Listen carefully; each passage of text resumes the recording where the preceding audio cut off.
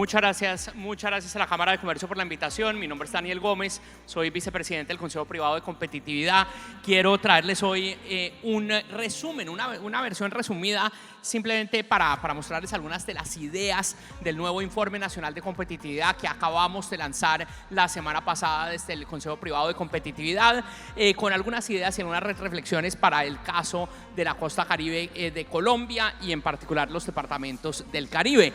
Muy importante destacar que tenemos un problema y un reto grande de competitividad. ¿Y qué es la competitividad? La competitividad es la capacidad de ser más productivos. ¿Y por qué queremos ser más productivos? Queremos ser más productivos para poder producir más con menos, para poder crecer más. El crecimiento es una condición necesaria para poder aumentar ingresos, para poder aumentar salarios, para poder reducir pobreza.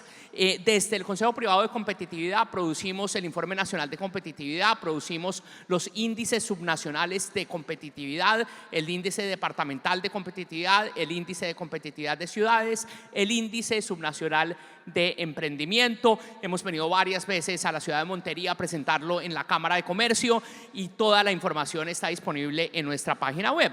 Pero entonces quiero contarles una historia de oportunidades, de grandes oportunidades para Colombia y en particular grandes oportunidades para la costa caribe colombiana. Lo primero es pensar un poco en la tecnología que nos ha permitido ampliar nuestras capacidades y cómo las tendencias de cambio tecnológico acelerado que estamos viendo hoy en día con inteligencia artificial, con analítica de datos, con Internet de las cosas, todas las tecnologías de la cuarta revolución industrial nos van a permitir ser mucho más productivos. También va a eliminar ciertos requisitos de empleo y ciertos oficios que van a poder ser reemplazados por la inteligencia artificial, por ejemplo, pero eso no es malo, ¿cierto? Lo que toca pensar es cómo vamos a ser complementarios a todas esas nuevas tecnologías para poder ser mucho más productivos. La historia de las revoluciones tecnológicas es una historia de reducción de necesidades de trabajo, ¿cierto? Cuando aparecen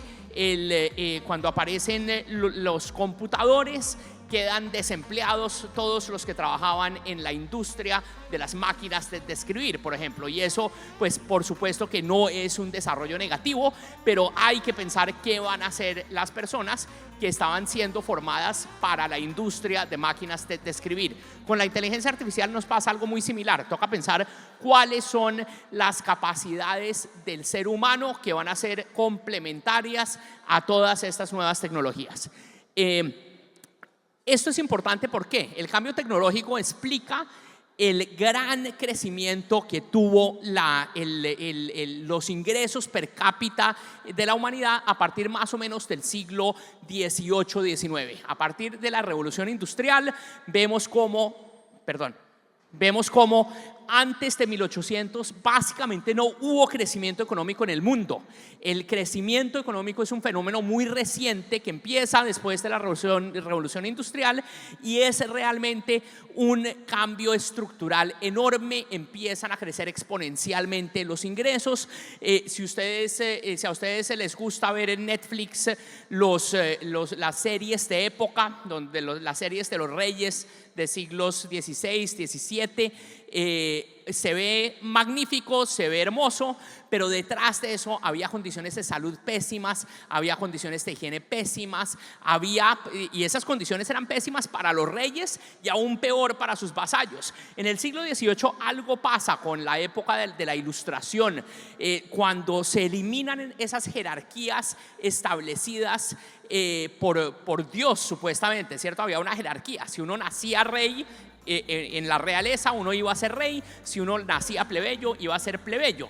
La gran apuesta del siglo XVIII, de la época de la Ilustración, es eliminar esas jerarquías fijas, permitir que hubiera movilidad, permitir que hubiera retornos a la innovación, retornos al emprendimiento, retornos al esfuerzo y una nueva promesa de grandes oportunidades de crecimiento y movilidad y sobre todo una nueva dignidad compartida a nivel individual para todo el mundo. Antes había un desprecio por las actividades mercantiles, un desprecio por las actividades comerciales, y en esta época empieza a valorarse la actividad comercial, y por eso, entre muchas otras razones, empezamos este despegue, y un despegue muy desigual, donde todavía hay países en desarrollo que tienen que converger hacia estas grandes oportunidades.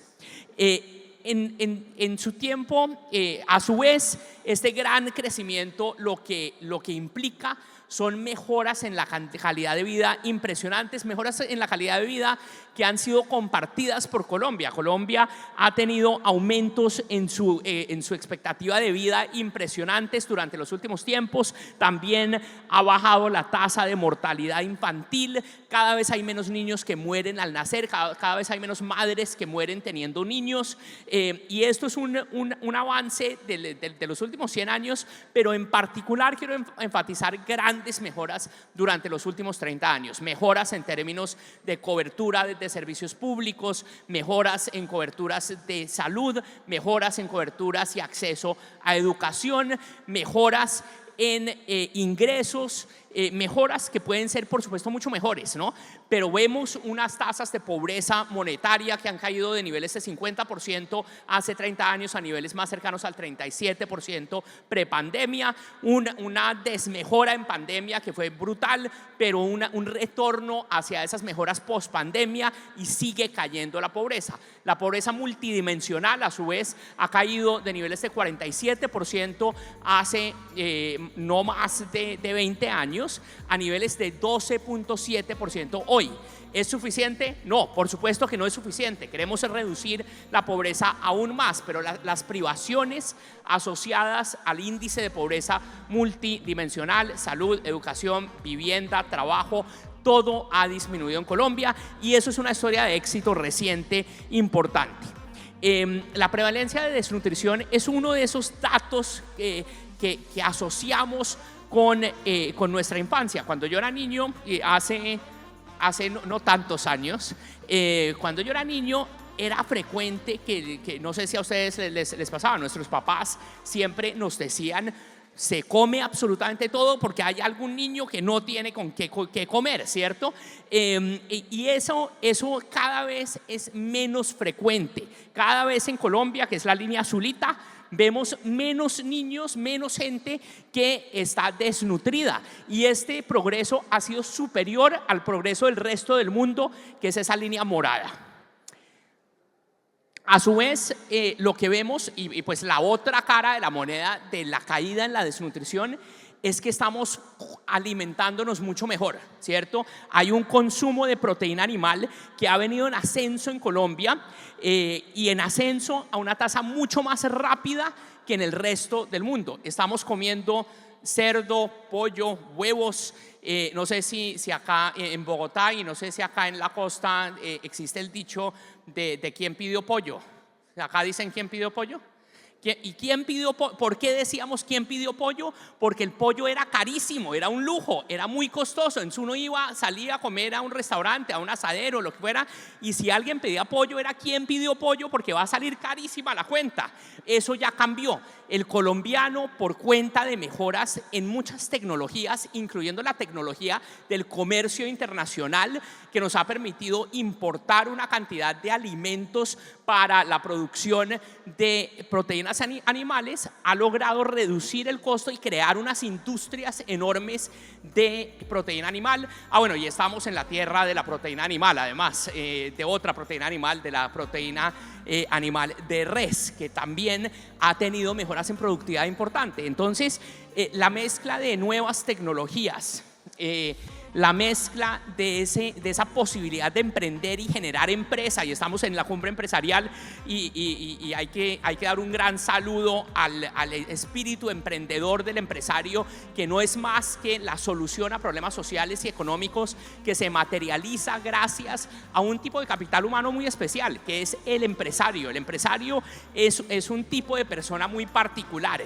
tiene perseverancia, tiene una aversión al riesgo menor que el resto de la población, tiene una capacidad de liderar particular, tiene la capacidad de organizar una cantidad de factores de producción, tiene sobre todo la capacidad de identificar oportunidades de negocio para solucionar problemas importantes que vivimos en la sociedad. Y todo este aumento en consumo de proteína animal es el reflejo de una cantidad de apuestas empresariales que han logrado entonces reducir los costos y aumentar el consumo de una cantidad de productos que son valiosos para todos. En particular, y acá siempre asociamos pues el aumento en la producción con una cantidad de efectos colaterales, en particular, ¿cuáles? Los efectos relacionados al cambio climático, que es la otra gran tendencia que estamos viendo en el mundo. Tenemos la tendencia del cambio tecnológico, tenemos una tendencia del cambio climático, acabamos de tener la COP16 en Cali, pero que nos presenta, perdón, esto se me está pasando antes de tiempo, que nos presenta unos retos importantes en términos de la sostenibilidad de esos aumentos en el consumo, pero está automático, creo, pero ya casi voy a terminar acá. Pero entonces lo que estamos viendo es que el cambio tecnológico es una gran herramienta para lograr ser más productivos y ser más sostenibles, porque logramos entonces producir mucho más en menos tierra, con menos insumos. La tierra para la agricultura por persona es una de esas medidas, y en Colombia también hemos logrado converger hacia la tecnología del resto del mundo. No necesitamos tanta tierra para producir la misma cantidad de proteína animal que es necesaria para poder tener jóvenes mucho mejor alimentados, lo cual incide a su vez en sus capacidades cognitivas, en sus capacidades de formación y de crecimiento. Entonces, realmente la tecnología, el emprendimiento, un sistema de mercado, un sistema de precios, un sistema de propiedad privada, un sistema que permite que haya oportunidades de identificar soluciones para el resto del mundo y hacerse rico haciéndolo, es lo que nos permite avanzar en la superación de retos complejos. Y Colombia tiene un potencial enorme de crecimiento. Colombia es un país que ha crecido a tasas muy moderadas, pero muy persistentes durante los últimos 30, 40 años. El promedio de crecimiento en Colombia ha sido más o menos de 2.5-3%, lo cual en términos per cápita nos ha permitido casi que duplicar el ingreso per cápita durante los últimos 30 años. Y a diferencia de muchos países emergentes, hemos tenido ciclos económicos muy poco profundos. Durante los últimos 100 años, Colombia solo ha tenido 3 episodios de recesión. Durante la Gran Depresión, después de la crisis asiática y finalmente durante la pandemia. Y las 3 son crisis globales. Colombia, de resto, nunca tiene grandes crisis. Siempre crecemos a una tasa moderada, pero insuficiente para las aspiraciones de una nueva clase media, insuficiente para las aspiraciones de la gente que sale de la pobreza, que, como les comentaba, ha sido mucha gente la que ha salido de pobreza, pero infortunadamente ha entrado en un grupo que es una clase media vulnerable. ¿Vulnerable a qué? Vulnerable a unos choques externos importantes. Por ejemplo, cuando llega la pandemia y el COVID, sabemos que mucha gente vuelve a caer en pobreza, y eso es terrible porque se truncan las aspiraciones de ya haber superado esa condición y poder aspirar a una vida mucho más cómoda y a una vida mucho mejor para ellos y para su descendencia, ¿no? Entonces ahí tuvimos un gran problema, y un problema que se sumó además a un mercado laboral que funcionaba mal, ¿cierto? Un mercado laboral que funciona mal sobre todo para jóvenes, para mujeres, para gente en la ruralidad, para mujeres jóvenes en la ruralidad. Eso está cambiando, mujeres jóvenes en el auditorio, pero todavía quedan muchos retos. Pero entonces, cuando llega el 2020 y llega la pandemia, tenemos un mercado laboral que funciona mal para jóvenes. Muchos jóvenes que eran la primera vez que iban a la universidad. Muchas historias familiares donde por primera vez los muchachos y las niñas de esas familias iban a educarse a nivel universitario, salían y ¿qué les sucedía? No encontraban empleo, ¿cierto? Es una gran brecha entre la promesa que les habíamos hecho como sociedad a todas las familias que hacían el sacrificio y el esfuerzo de mandar a sus hijos a la universidad y lo que podíamos ofrecer en términos del tejido productivo, en términos del mercado laboral. El tejido productivo en Colombia es un tejido todavía muy débil, ¿cierto? Tenemos solo 0,4% de las empresas con más de 250 trabajadores. Tenemos 92% de las empresas que son micronegocios de autoempleo, que son un muy mal sustituto a ese mercado laboral que funciona mal. Entonces, 60% del empleo formal en Colombia es un empleo que es autoempleo, que básicamente no es gente que tenga una gran vocación emprendedora, es gente que no pudo conseguir empleo, entonces crea un negocio para generar un ingreso, pero entonces quedan atrapados en un mundo de informalidad que es muy alto en Colombia, donde no hay capacidades gerenciales, donde no hay capacidad de innovación, donde no hay capacidad de internacionalización y donde no hay capacidad de crecimiento. Entonces tenemos muchas microempresas muy pequeñas, pocas empresas grandotas y tenemos en la mitad un vacío de esas microempresas que deberían poder crecer y generar empleo. Entonces, eso es parte como del gran reto, pero tenemos también muchas oportunidades que vienen de una tercera gran tendencia que documentamos en el informe, que es el cambio demográfico. Todos han visto los últimos datos del DANE, en particular se acelera el cambio demográfico en Colombia con una caída importante de la natalidad, con un aumento de la longevidad. Entonces todo el mundo y en particular Colombia está transitando hacia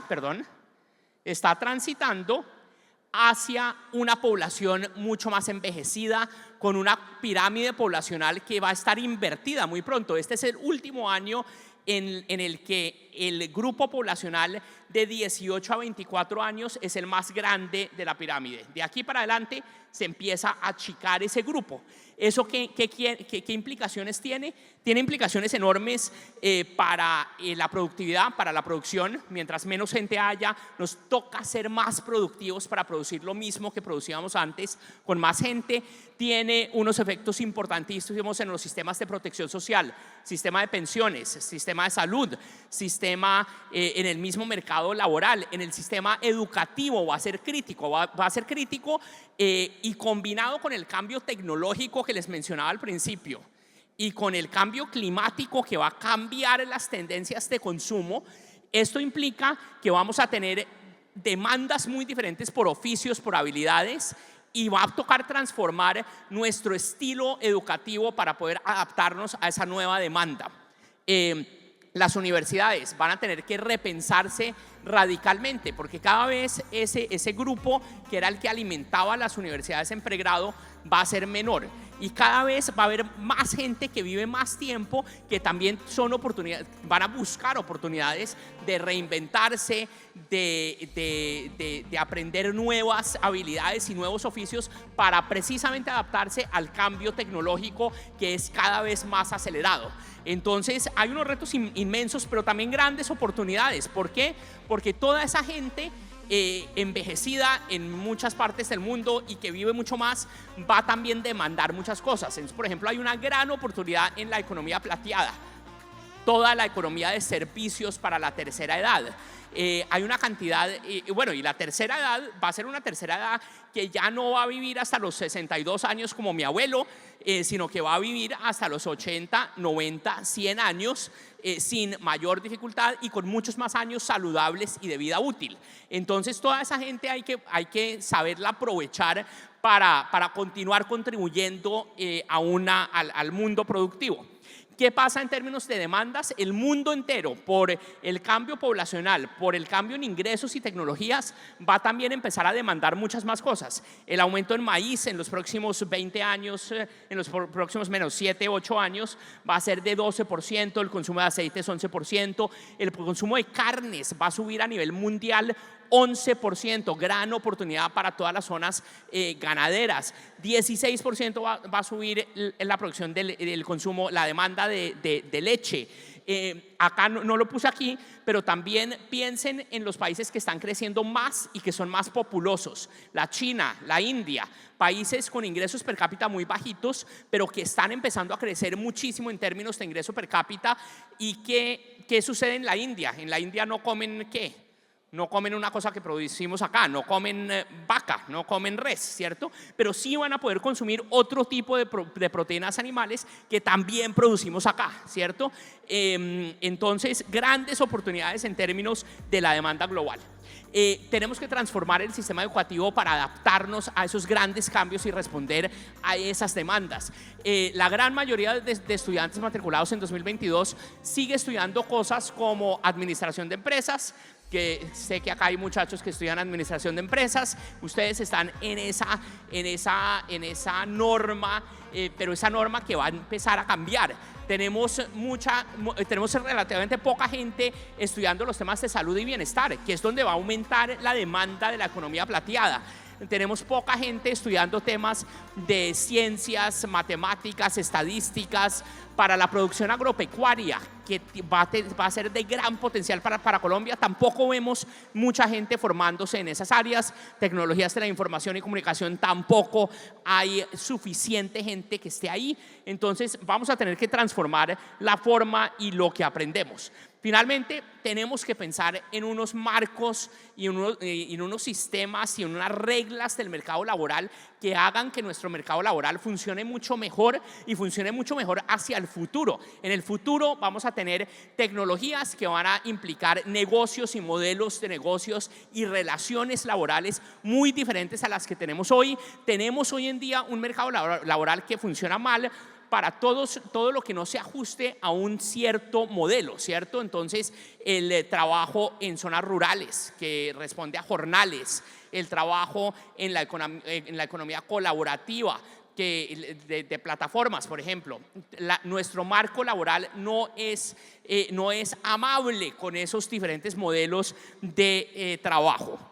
Y gravemente, entonces, lo que vemos en Colombia es que tenemos una informalidad enorme, donde 86% de los trabajadores informales ganan menos del salario mínimo. El salario mínimo no está cumpliendo con la función de garantizar un ingreso mínimo para los trabajadores en Colombia. Lo que está logrando el salario mínimo es excluir a una cantidad de trabajadores del mercado laboral formal. A su vez, tenemos que una de cada 10 personas en la fuerza laboral está desempleada. Entonces tenemos un mercado laboral donde coexiste una alta informalidad con un alto desempleo, y eso es un problema grave que hay que eliminar. ¿Por qué? Porque es capital humano, son capacidades humanas para la producción que están siendo desperdiciados, además de que no tenemos pues posibilidades de cumplir sueños de vida a largo plazo. 5,6% 5.6 de cada 10 trabajadores son informales en Colombia, 56% del empleo.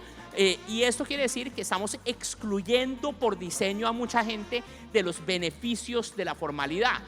Acá no es que la formalidad sea buena, la informalidad sea mala. La informalidad es lo que es porque hacemos que la formalidad sea muy costosa y no sea accesible para la gente, ¿cierto? Le exigimos al micronegocio de Cumis cumplir con las mismas condiciones con las que cumple Alpina, Alquería, Colanta. Hay que pensar en unos mecanismos donde el micronegocio, el emprendedor que empieza, pueda tener un lapso de tiempo para cumplir con requisitos. No tiene ningún sentido que desde el día cero tenga que ser igual que Alpina, que es una gran empresa, ¿no? Entonces, a menos de que esté envenenando al consumidor, no deberíamos estarlo persiguiendo. Deberíamos darle, al contrario, capacitación y posibilidades, acceso a crédito, acceso a capacitaciones, acceso a certificaciones, para poder lograr los estándares de calidad que le exigimos a las grandes empresas, pero no excluirlos por diseño de poder participar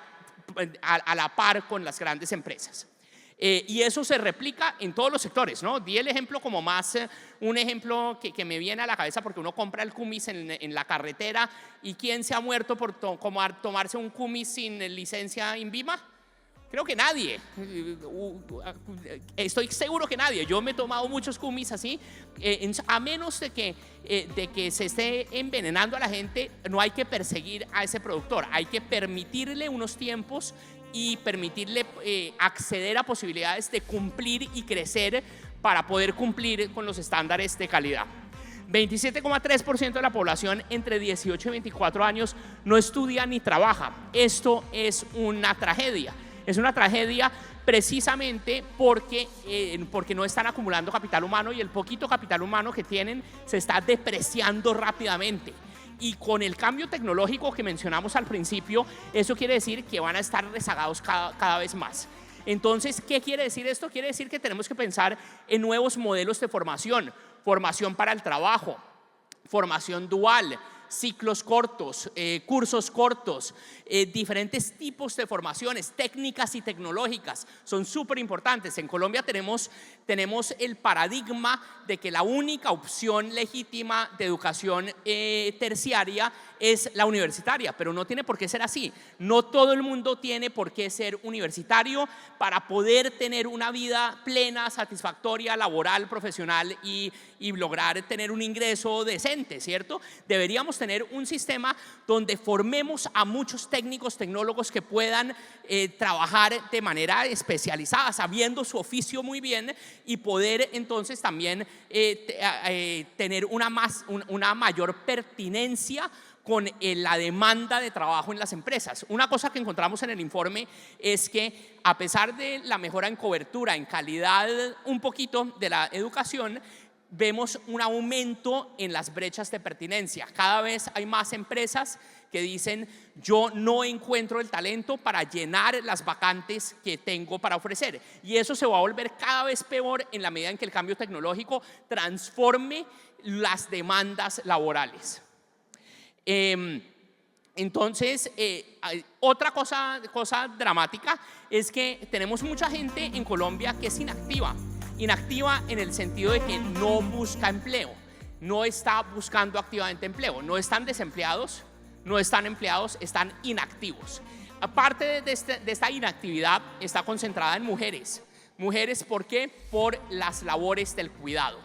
Todavía tenemos una sociedad donde la mayoría del trabajo del hogar, del trabajo de cuidado de niños, del cuidado de ancianos, recae sobre las mujeres. Entonces, muy importante el documento de política que acaba de publicar el gobierno para comentarios, el Sistema Nacional del Cuidado. Los invito a consultarlo, a mirarlo. Pero la idea del cuidado tiene tres patas, digamos. Uno, reconocer el valor del cuidado en los oficios no remunerados. Eso vale mucho, es muy valioso, ¿cierto? La actividad de hacer la comida, de cuidar al abuelo, de cuidar al nieto, la actividad de limpiar la casa, todo eso tiene un valor importante en términos del PIB, y hay que reconocerlo. Lo segundo es que hay que redistribuir las cargas del cuidado entre hombres y mujeres en la casa. Señores, hay que cuidar al abuelo, hay que cuidar al nieto, no dejárselo solo a la señora, ¿no?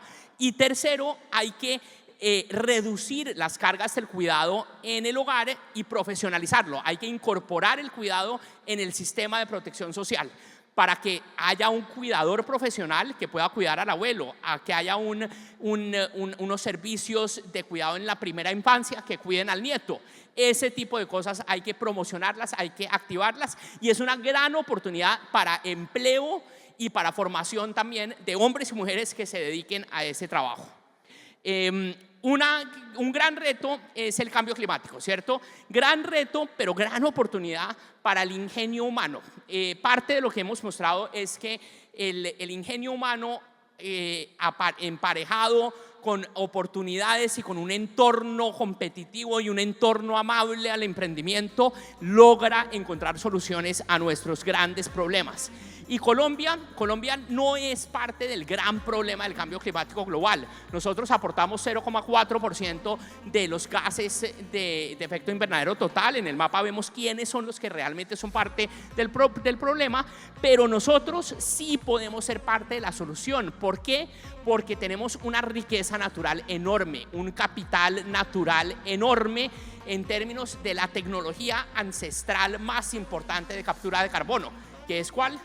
Los árboles, ¿cierto? La selva, los bosques. Tenemos una gran riqueza en términos de tecnologías naturales de captura de carbón, y eso podemos también acelerarlo con nuevas tecnologías. En el caso de Colombia también tenemos oportunidades de aportar a una transición energética global con, por ejemplo, la producción de hidrógeno, hidrógeno verde, hidrógeno azul a nivel global, donde está subiendo la demanda por estos energéticos.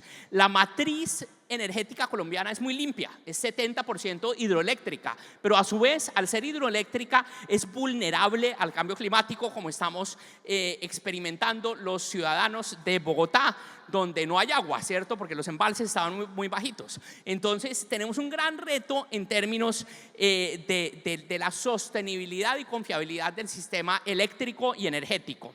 Pero también tenemos una gran oportunidad de generar nuevas oportunidades de crecimiento a partir del nearshoring. El nearshoring es la relocalización empresarial de empresas de todo el mundo que podrían venir a Colombia, usar nuestra matriz energética limpia, usar nuestra ubicación geográfica y volvernos plataforma exportadora. Tenemos además unos TLCs que nos dan acceso a 65% del PIB global, que podrían aprovechar no solo empresas colombianas, sino otras empresas que vengan, instalen sucursales, creen empleo y exporten desde aquí. Tenemos en los TLCs unas reglas de origen que permiten combinar insumos colombianos con insumos importados y tener elegibilidad para poder aprovechar los tratados de libre comercio.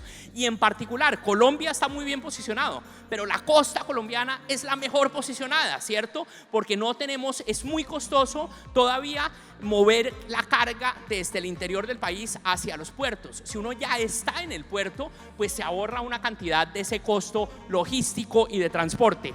En el caso de Colombia, tenemos acceso a Estados Unidos, pero también a muchos otros mercados. Hay que pensar en Asia, hay que pensar en Europa, hay que pensar en los 18 TLCs que tenemos para tener y aprovechar ese acceso.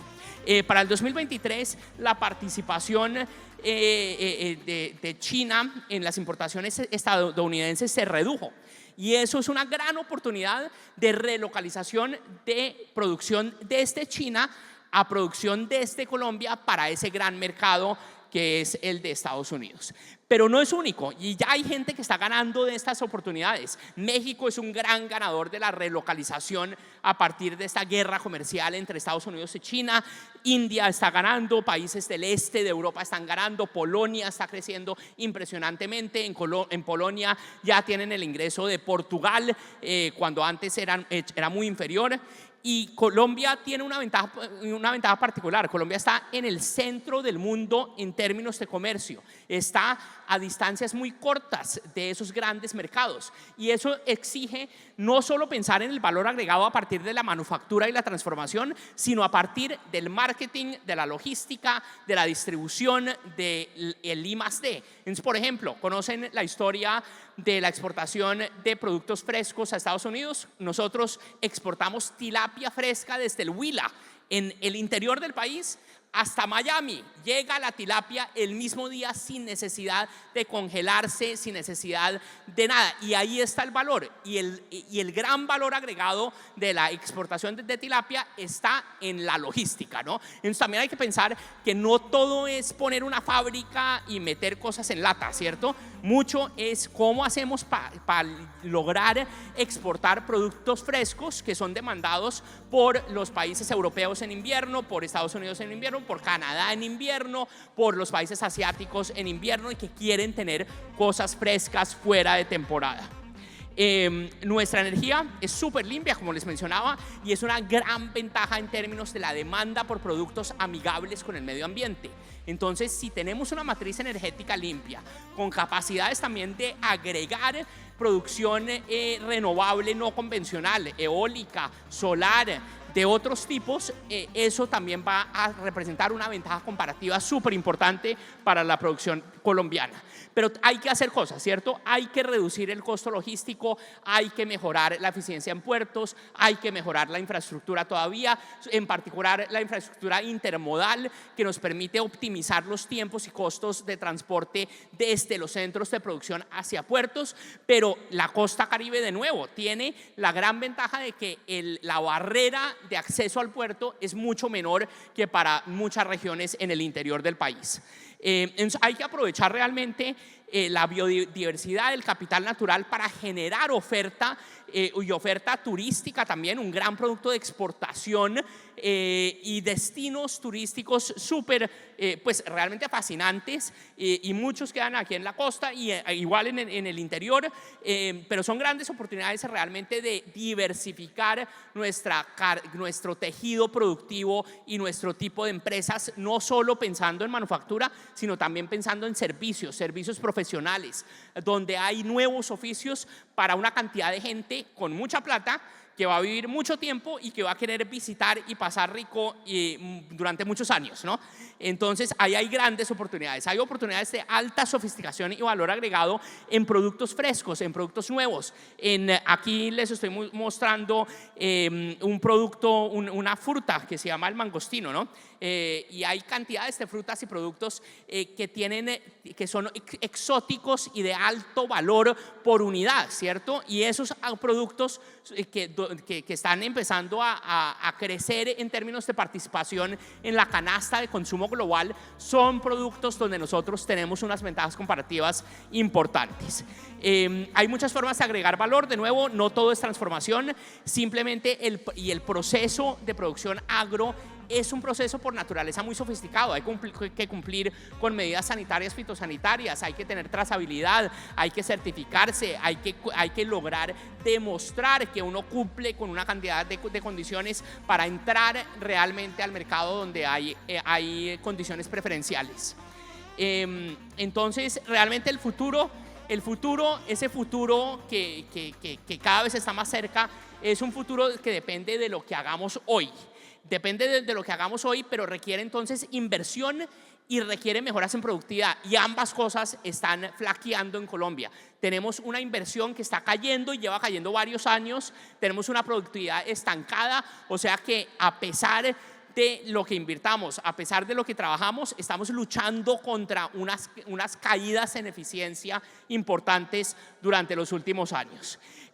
Los invito entonces a revisar y a bajar el Informe Nacional de Competitividad con recomendaciones para cada uno de los 15 capítulos en cada uno de estos temas, y pensando en las 3 macro tendencias globales: cambio tecnológico, cambio climático, cambio demográfico, que van a representar grandes oportunidades de transformación para la economía colombiana. Les dejo, no voy a revisar todas las recomendaciones, los voy a dejar con el acceso al Informe Nacional de Competitividad 2024-2025 y la separata especial sobre prospectiva. La invitación es a no quedarnos pensando en la inmediatez del presente ni en el pasado, a pensar en las grandes tendencias y cómo aprovecharlas a partir de acciones que tomemos ahora, donde el empresario, el sector privado, tiene que jugar un rol fundamental en asocio con el sector público. Muchas gracias.